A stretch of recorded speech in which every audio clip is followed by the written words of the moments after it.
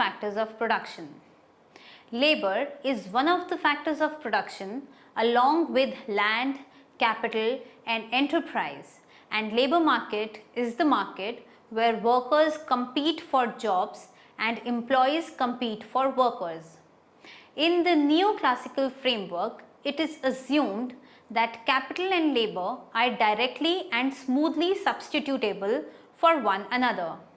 However, it must be understood that labor as an input to the production is way different from the capital in the production process. Labor power is what a poor has, and it is through a productive employment he sells his labor power to meet his basic minimum needs. But when this labor power is substituted with capital, it results in unemployment or a change in the nature of employment. Hence, it can be said that even if economy is on a higher growth trajectory, the higher economic growth would not serve any purpose if the labor force of that nation are not provided with any meaningful and productive employment opportunities. Given the fact that labor power affects the lives of workers directly, issue of labor market reforms is altogether a very sensitive issue which would in a way affect the entire economy. Labor market reforms attempt at changing the institutions and production relations in the labor markets, which are characterized by various laws, rules and regulations which has both direct and indirect impact on the labor demand, labor supply, wages, etc.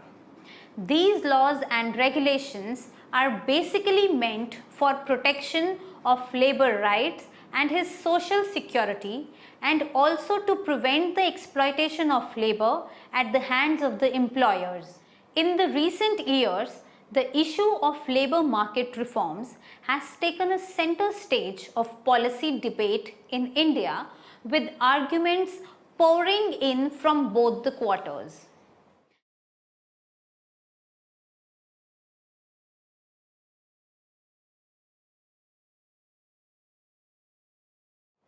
After studying this module, you shall be able to understand the role of labor market regulation and reforms in India, arguments in favor of and against the labor market regulation, major legislations governing labor relating in India and legal framework for labor protection in India, recent labor reform measures undertaken by the Government of India.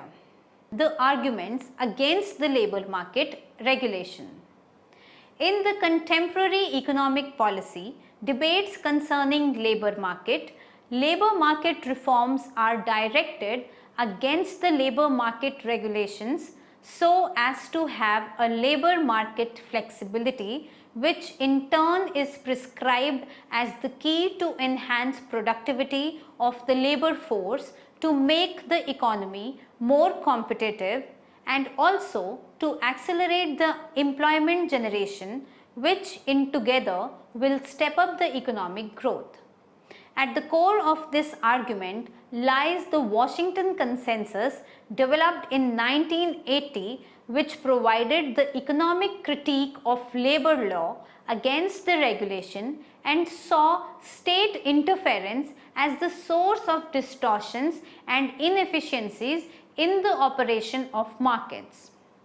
This argument depended on the premise that markets, if unregulated, will move naturally or spontaneously to an equilibrium state, and hence it is necessary to deregulate the labor market and remove or cut protective provision for labor so as to improve the overall economic performance. In this regard, some of the arguments put forward against the labor market regulation are as follows. Regulations in the labor market prevent wages to equal their marginal product in equilibrium and thus it leads to misallocation of resources and allocative inefficiency. Given the fact that an economy is often in dynamic state, regulations may create major obstacles to the adjustment of labor markets to the dynamic changes in the economy. It tends to redistribute income from capital to labor and may reduce the profitability of investors.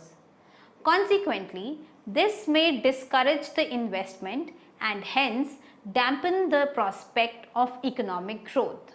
The arguments in favor of labor market regulation and institution.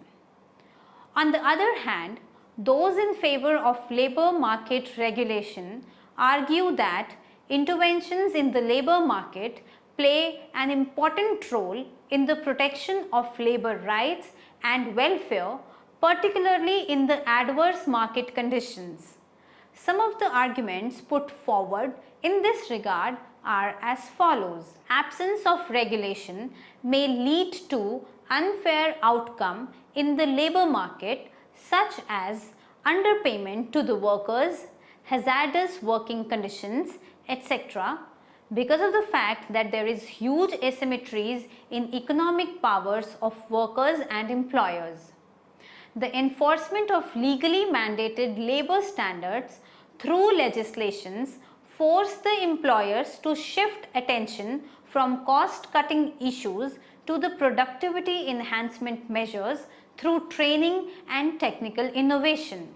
The faith in laissez-faire or free market economy is premised on the concept of perfect competition and Pareto optimality. However, labor markets, like every other market, consist of various imperfections and is subject to market failure. Hence, it becomes necessary for government interventions in the labor market through rules and regulations so as to get rid of the market failure. Labor regulations may also fulfill important distributive role in an economy, particularly from the point of view of the vulnerable categories of workers. The regulatory legislation in India. Labor laws define various categories of labor which enjoy different degrees of protection and differentiate between establishments to which they apply or do not apply. The basic purpose of most measures of labor regulation in India in general has been to protect the labor from exploitation by employers, to protect the right of the labor and his social security, especially in unfavorable market conditions, as it was recognized that the balance of power between labor and capital is unequal and is skewed in favor of capital, wherein the bargaining power of labor is relatively very low. Yet, most labor laws in India protects only a small proportion of the workforce, and ironically, they consist of the workers who have better bargaining position and have already got a relatively better deal. The most exploited and disadvantaged are generally left out of the protective provisions of labor laws. With respect to the legislation rights on the labor subject, the Constitution of India puts labor on the concurrent list, which means that both the centre and the state can legislate in this respect. Consequently, there have been a huge multiplicity of laws, most of them applying to the larger enterprises, comprising the organized sector employing only a small fraction of all the workers. There have been about 170 labor laws enacted by the various state governments and about 50 central laws enacted by the Parliament of India. The major labor laws in India can be broadly divided into the following groups on the basis of the broad subject area covered by them: condition of work, industrial relations, wages and remuneration, social security, insurance and labor welfare, gender equity and disadvantaged groups. Major acts governing the condition of work includes: first, the Factory Act of 1948. The original version of the Act was passed by the colonial government in 1884 and the revision version of the Act was passed in 1948. The Act applies to all the establishments carrying out the manufacturing process and employing 10 or more workers with use of power and 20 or more workers without the use of power.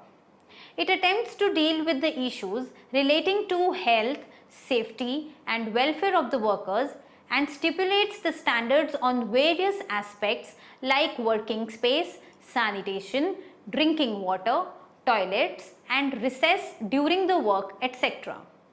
Regular periodic inspection of factory premises is to be made to ensure the compliance. Second, Shops and Commercial Establishment Act. The Act supplements the Factories Act, which in fact is legislated by the state government on the lines of a central model. It applies to the establishments other than the factories and government offices such as shops, restaurants and hotels, places of entertainment like cinemas and smaller electrical, mechanical, repair and manufacturing enterprises. Third, the Industrial Employment or Standing Orders Act of 1946.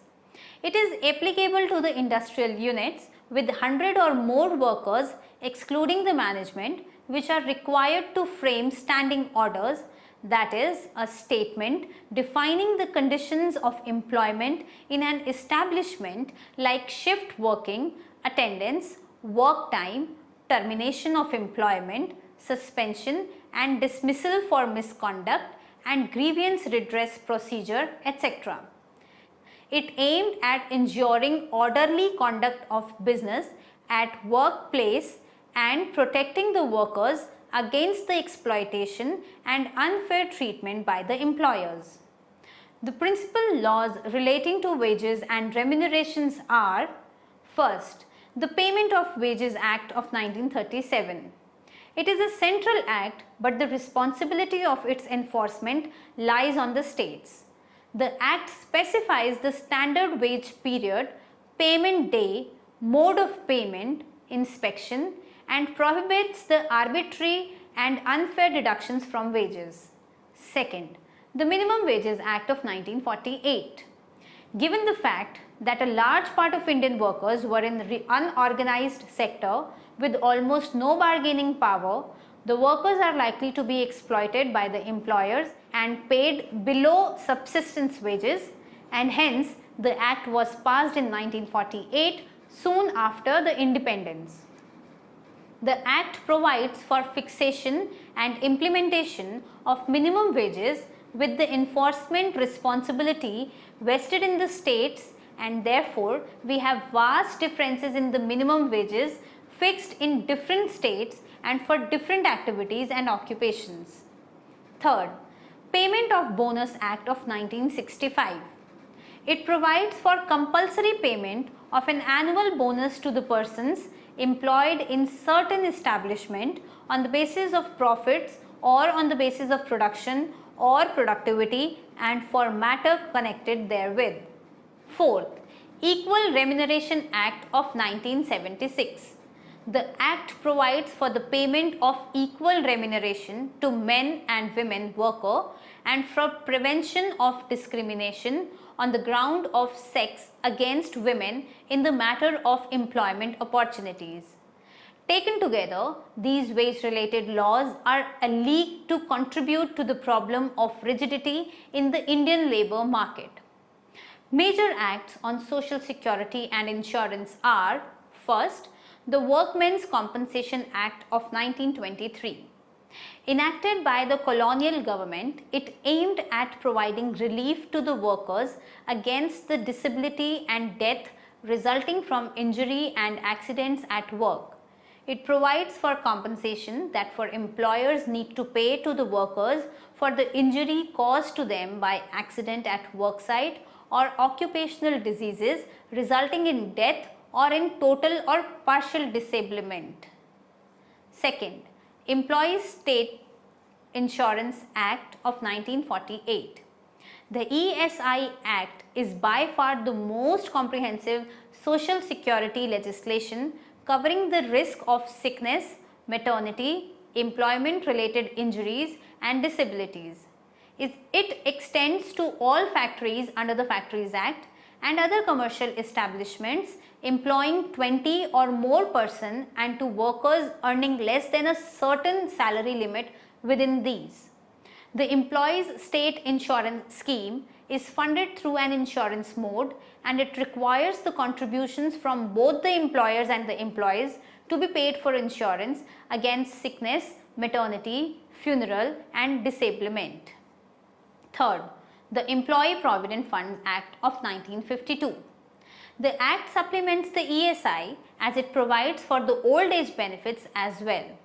It provides for the institution of a provident fund in all factories and establishment with 20 or more workers and specifies the deposit linked provident fund or pension scheme. The fund is created out of the contribution of workers and employers. The two acts, ESI Act and EPF Act, together provide for all the major risk for which security is ordinarily provided to the workers, namely sickness, accident, maternity and old age. Fourth, Maternity Benefit Act of 1961. It provides cover to the workers working in the establishment not covered by ESI Act. Fifth, Payment of Gratuity Act of 1971. It is applicable to all establishments employing 10 or more workers under which gratuity as a superannuation benefit is provided to the regular and permanent workers.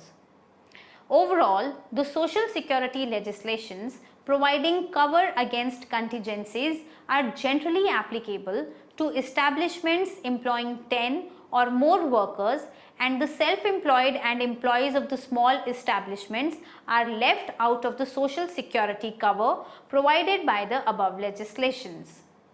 Efforts are being made to extend their coverage to the workers in the unorganized sector, and initiatives like Social Security for Unorganized Sector Workers Act 2008 is a step forward to evolve the Social Security schemes for the unorganized workers on a statutory basis. Major acts relating to the employment security and industrial relations are: first, the Trade Union Act of 1926.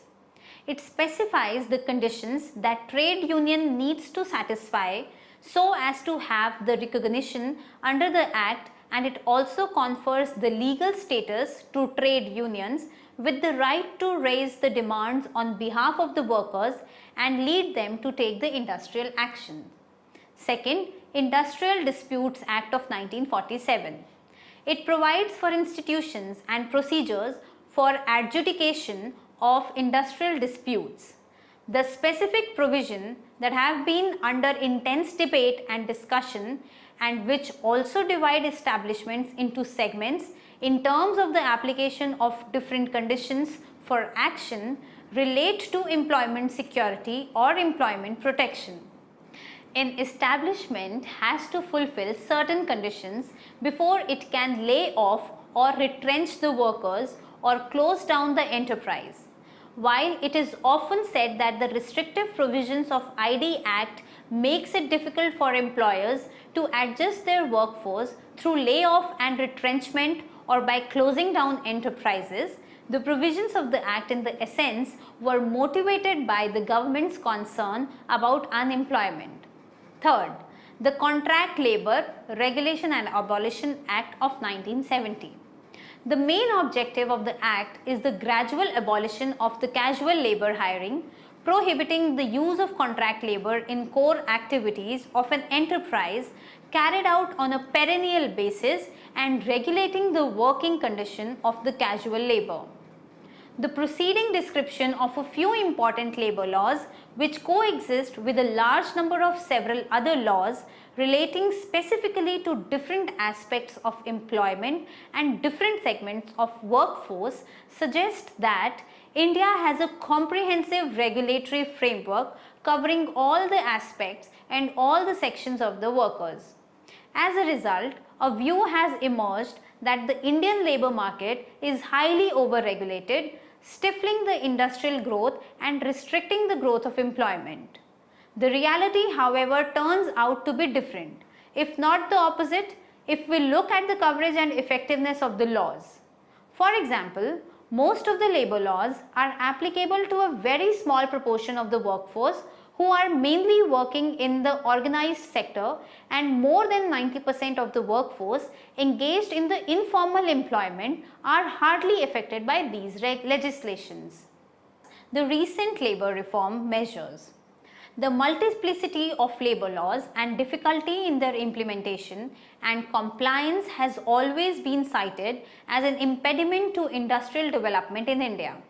In a major initiative for ensuring the compliance and promoting ease of doing business, the government has initiated a number of labour reform measures, and amendments have been proposed to labour laws to align them with the demand of a changing labour market. Some of the recent initiatives undertaken by the Government of India with respect to the labour reforms are as follows. First, amendment of the Apprentice Act of 1961. The Act was amended in December 2014 so as to make it more responsive to the industry and youth. The Apprentice Protsahan Yojana was launched to incentivize the apprentices working in the micro, small and medium enterprises within the manufacturing sector. Given the large employment potential in MSME sector, the step could lead to an increase in the productivity of the workers and increase the operational efficiency while ensuring job creation on a large scale. Second, Shram Suvidha Portal. It is a unified labour portal scheme which has been launched for timely redressal of grievances and for creating a conducive environment for industrial development. The main features of this portal includes: first, unique labour identification number to facilitate online registration; second, self-certification to help filling of the self-certified and simplified single online return instead of 16 separate returns by industry; third, transparent labour inspection scheme to reduce corruption. The inspection would be via computerized system as per risk-based criteria, and the inspection reports would be uploaded within 72 hours by the labour inspectors. Third, Project Panchdeep under employees. State Insurance Corporation. The objective is digitalization of the internal and external processes to ensure efficiency in operations, especially the services to the employees and the insured persons. Fourth, Universal Account Number and digitalization of database under the Employees Provident Fund. Digitization of database of EPF subscribers and allotment of universal account number to each member to facilitate portability of member account. UAN is being seeded with bank account, Aadhaar card and other KYC details to promote the financial inclusion. Direct access to EPF accounts will enable the members to access the consolidated previous accounts. Fifth, Rashtriya Swasthya Bima Yojana. This is a scheme for unorganized workers under the Unorganized Workers Social Security Act of 2008. It is a smart card based cashless health insurance scheme including maternity benefit, which provides a cover of Rs 30,000 per family per annum on a family floater basis to below poverty line families in the unorganized sector. It is proposed to extend the RSBY to all the unorganized workers in a phased manner. Sixth, a National Council for Vocational Training Management Information System portal has been developed for streamlining the functioning of the industrial training institutes, apprenticeship schemes and assessment or certification of all the NCVT training courses. Seventh, the National Career Service is being implemented as a mission mode project to transform the National Employment Service and provide various job related services such as online registration of job seekers and job vacancies, career counseling, vocational guidance and information on skill development courses, internships and apprenticeship. Way forward. to the labor market reforms. Given that there are too many laws governing the labor market, often covering the same aspect such as conditions of work, wages, employment protection, industrial relations and social security, there is an urgent need for rationalization, simplification and consolidation of the labor laws in India. Ambiguities in the interpretation of most of the labor laws must be removed at the earliest. The operational issue of the labor laws relating to transparency, simplicity, effective implementability must be addressed. It must be ensured that there is adequate coordination between the state and the central laws concerning labor welfare so as to remove the ambiguity with respect to jurisdiction and issues relating to implementation of labor laws. Given that the use of contract labor has become a large-scale phenomena in Indian industry, it seems necessary to allow the use of contract labor where production requirement justifies it, but discourage its use just for denying workers the benefits they would have been entitled to. What is important in this connection is to ensure that the contract labor is paid the same wages as the regular workers for similar work and that a minimum measure of social security must be provided to contract workers like the regular workers. Most importantly, it is necessary to ensure human conditions of work, minimum wages and a floor of social security to all the workers in the unorganized sector, given that an overwhelming majority of Indian workers work in highly competitive, exploitative and unregulated labor market with very poor condition of work, low earnings, no employment security and no social protection.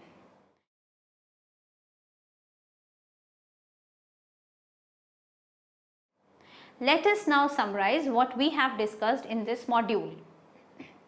Labor reforms measures in India should aim at simplifying and rationalizing the complex and ambiguous extant pieces of labor legislation into a simple code that allows for labor adjustment with the adequate social and income security for the workers. India should develop a labor code like most other countries wherein all laws are consolidated and codified. Labor reform measures in India must have welfare of labor at its core and the agenda of labor reforms should aim at improving the conditions of work, wages and earnings and should include the provisions for job security and social security. Along with streamlining and simplification of labor laws, another key area that requires urgent attention is the improvement in the infrastructure and mechanism for the enforcement and effective implementation of the labor laws. Excessive obsession with the labor market flexibility would serve no purpose as it is not the labor market flexibility which would accelerate growth and employment. Sustained economic growth would come from investment in physical and social infrastructure and acceleration in the rate of aggregate capital formation. Moreover, economic growth should not be seen as an end in itself. It should serve the wider goal of human and social development, which is cohesive wherein workers' rights are also protected through suitable regulations in the labor market.